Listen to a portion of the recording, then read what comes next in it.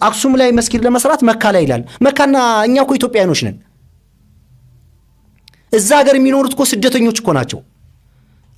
መካ እኮ የሚተዳደረው በሸሪዓ ህግ እኮ ነው። ኢትዮጵያ በሸሪዓ ህግ አይደለም የምትተዳደረው፣ በክርስቲያን ህግ አይደለም የምትተዳደረው፣ በኢትዮጵያ ህገ መንግስት ነው። እኛ ኢትዮጵያኖች ነን። ከስደት አይደለም የመጣው ሙስሊም፣ ስደት አይደለም የመጣው። ኢትዮጵያ ውስጥ የተወለዱ ሙስሊሞች ናቸው እንደ ባዳ ተቆጥረው አንተን ማን ነው ባለቤት ያደረገ? ሁላችንም እኮ ከውጭ ነው እኮ የመጣ ነው። አስተሳሰባችን፣ እምነታችን፣ ሃይማኖትን እኮ ከውጭ ነው የመጣው። የመጣንበት ጊዜና ወቅት ሊለያይ ይችላል። እስልምናን ባዳ አድርገህ አንድን ከተማ የተቀደሰ ማድረግ። ጅማ ላይ እኮ ክርስቲያን አልነበረም ነበር፣ ወደ ኋላ ታሪክ ይደስታይ። ስለዚህ መከባበር አለብን።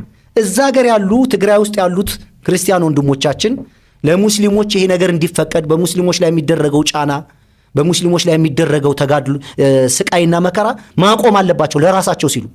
ይሄ እኔ አመጽን እንዲመጣ አልፈልግም። በአገሬ ላይ አመጽ እንዳይመጣ ነው መከላከል የምፈልገው። ይሄ ነገር ተደራርቦ ግን የሆነ ችግር ከተፈጠረ ሁሉ ልጆቻችን ሀገር አልባ ነው የሚሆኑት። ምን ይጠቀማል እርስ በራሳችን ብንጨራረስ? በ21ኛው ክፍለ ዘመን እንዴት ሰው እዚህ ሀገር መስጊድ እንዴት አሰራም ተብሎ አትሰግድም ተብሎ እንዴት ይደበደባል?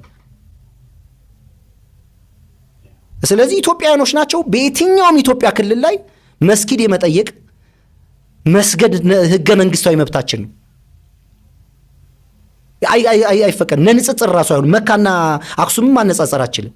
ስለዚህ ኢትዮጵያ ውስጥ አፋር ክልል እኮ ድፍን 100% እኮ ሙስሊም ነው። ሶማሌ እኮ ድፍን % ሙስሊም ነው። ቤተክርስቲያን አይሰራም አልተባለም። መብት የላቸውም።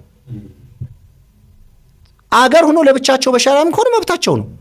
እኛ የምንተዳደረው በኢትዮጵያ ህግ እንጂ በእስልምና በክርስትና ምናምን ይሄ ክርስቲያን ደሴት ነው ይሄ ሁላችንም መጤዎች ነን። ሃይማኖታችን ከሆነ ከኛ አይደለም የመጣው።